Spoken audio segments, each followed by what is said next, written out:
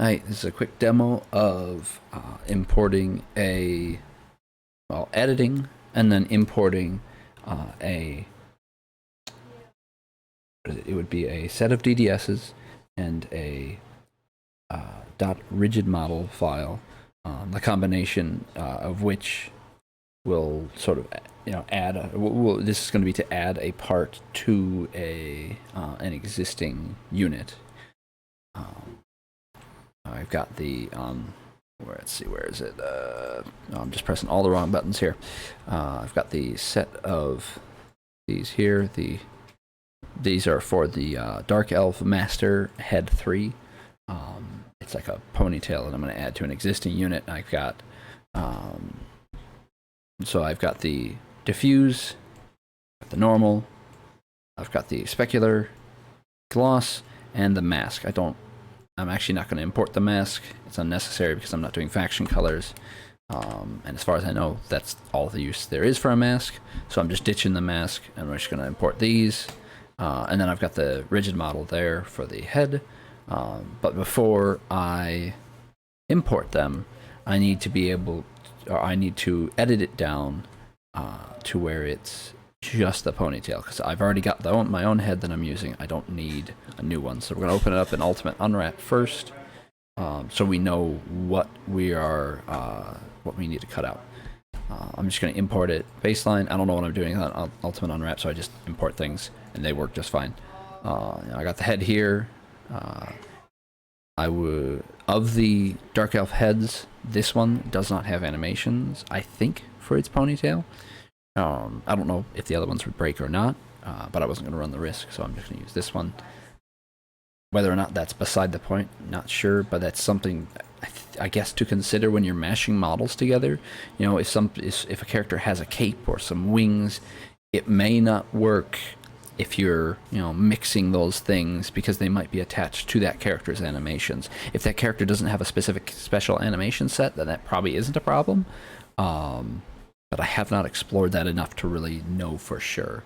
So what I'm doing here is I'm going to open up the materials section, and I'm going to double click Mat 0 to open the material editor, and I'm going to go to the Maps tab. And you see the diffuse, opacity, bump, and specular. That's these four here. I believe bump is normal. Specular is the one labeled specular. Gloss goes to the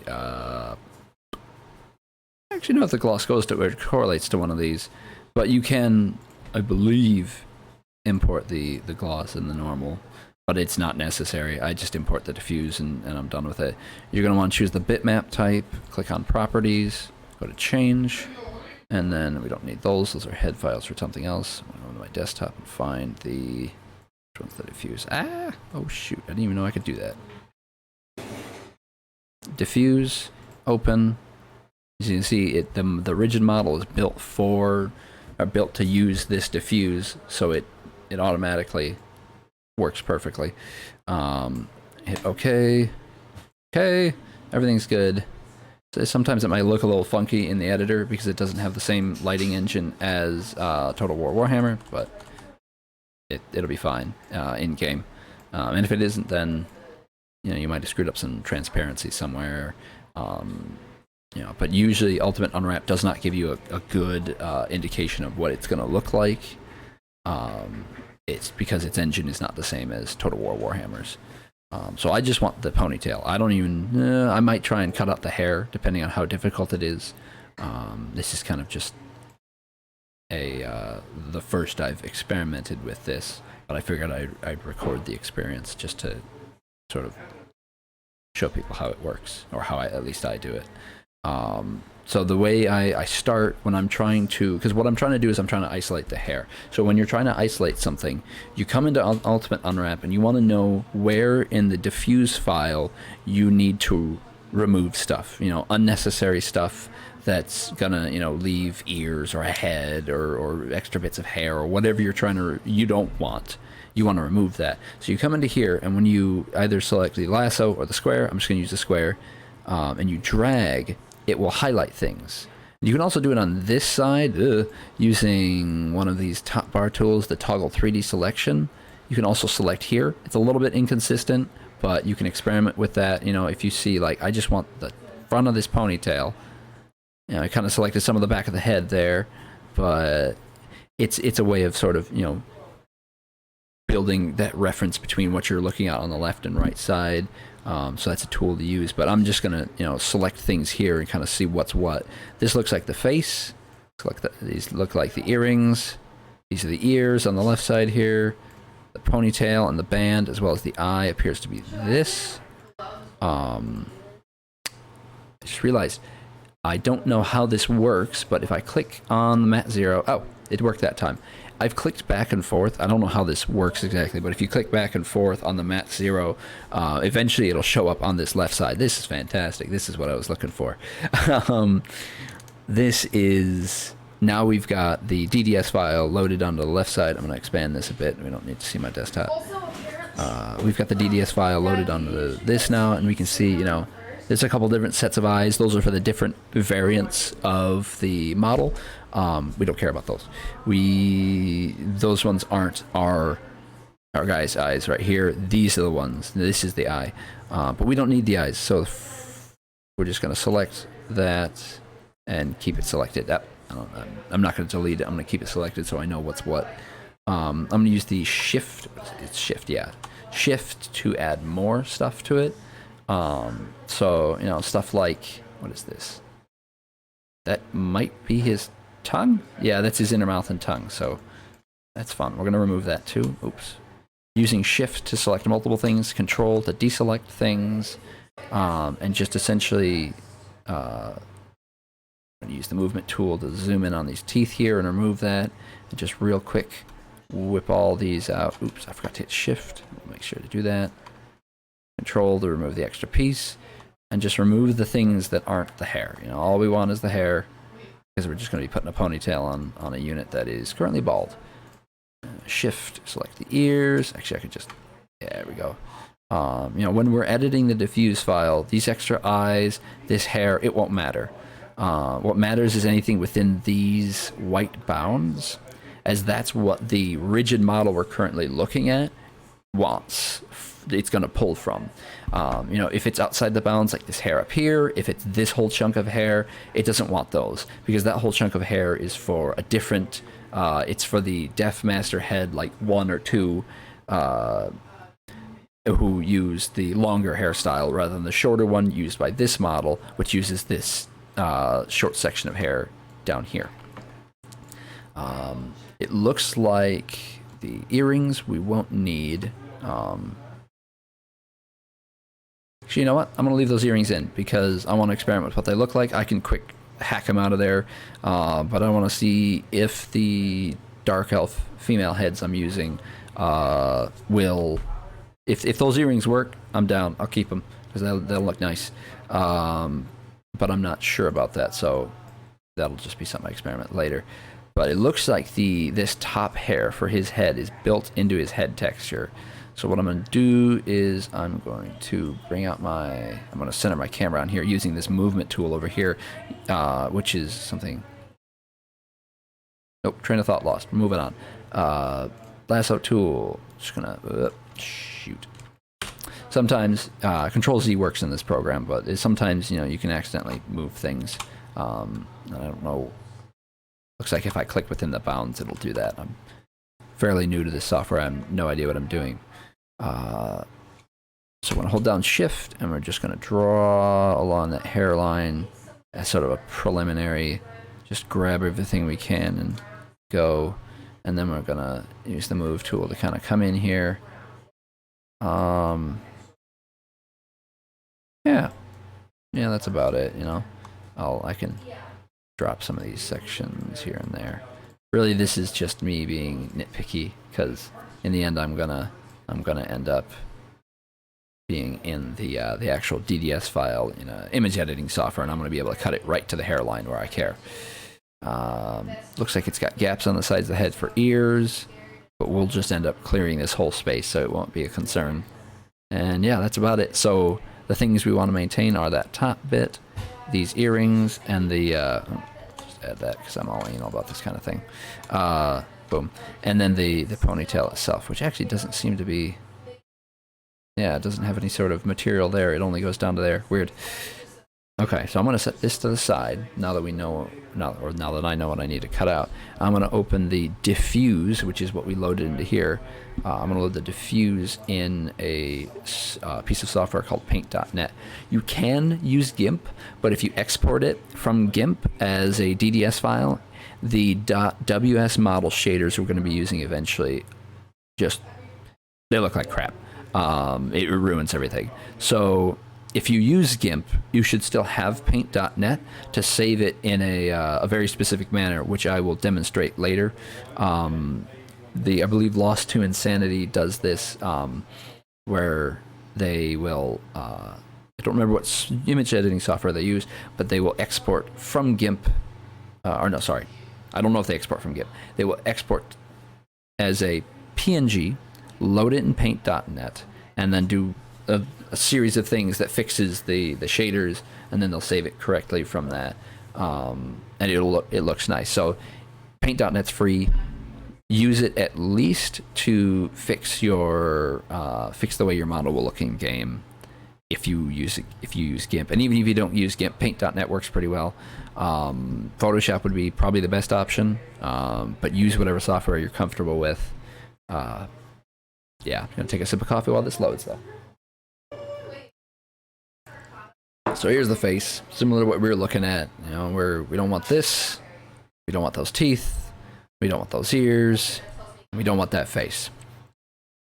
So I am going to just take this out real quick. Oop.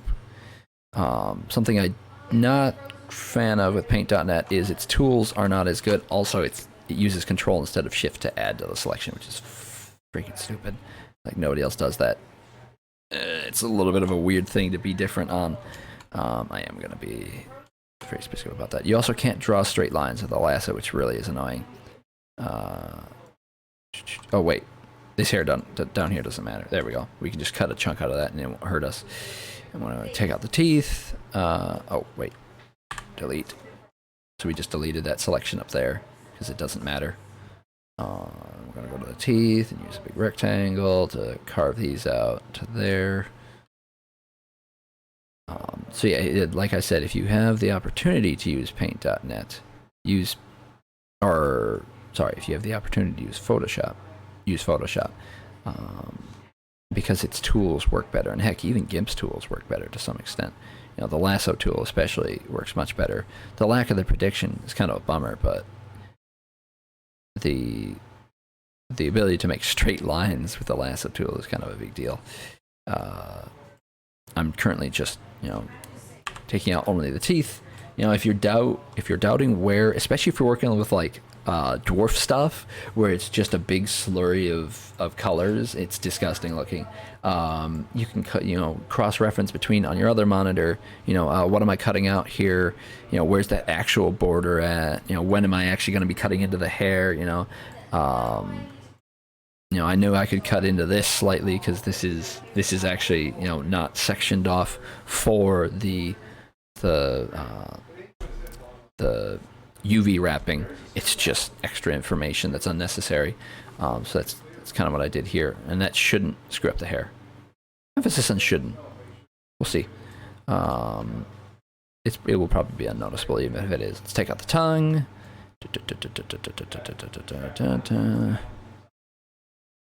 Add to the selection here. I don't really care about cutting into the face, so I'm just going to be reckless about it. Delete. And then we'll go after the face. This is the eye. Gotta remember the eye. Almost forgot it. Delete that. And then I'm just going to go along the hairline. I'm going to leave just a little bit of the skin there.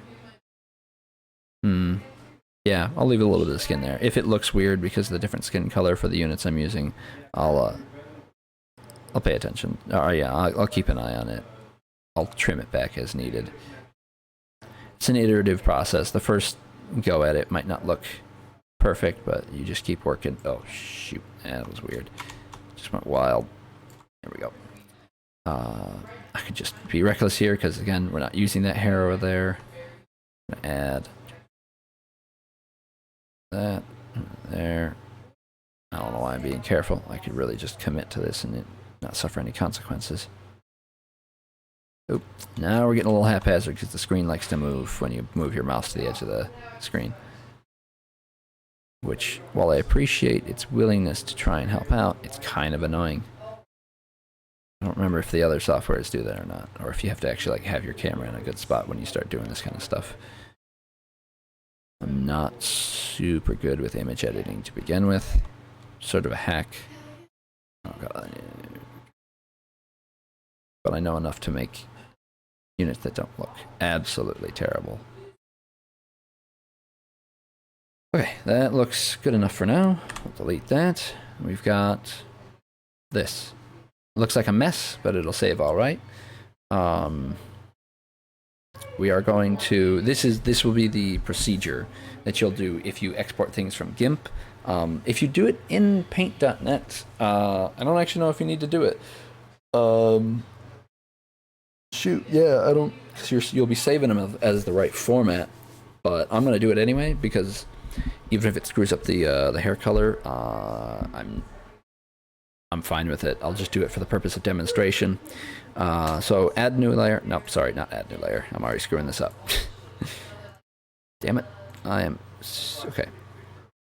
Duplicate the layer. Preferences. Normal. Turn it to multiply. So you can see it'll turn it darker. And it might look darker than you want it, but what's going to happen is when the WSmodel shaders get applied to it, it's going to really brighten up. And you'll see it if you don't do this process, and everything gets blown out and it looks really crappy.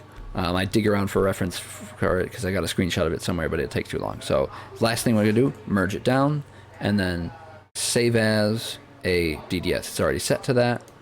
And then I'm just going to stick it back on my desktop as a replacement of the existing one. Export settings, you're going to want... I may be wrong with this, but it should be BC7 sRGB DX11 Plus. I don't... yeah. Oh, and maps, if you can. And there we are. It actually just changed over in our Ultimate Unwrap, oddly enough. But it didn't update the transparency, so... I'm actually kind of surprised it dynamically updated. It's pretty wild. Huh. Oh shoot, did I accidentally remove the earrings? No, I didn't. In fact, I somehow avoided the area entirely in my wild swinging, so cool. We'll put these down, you know, check this file, looks good, even though the icon hasn't changed.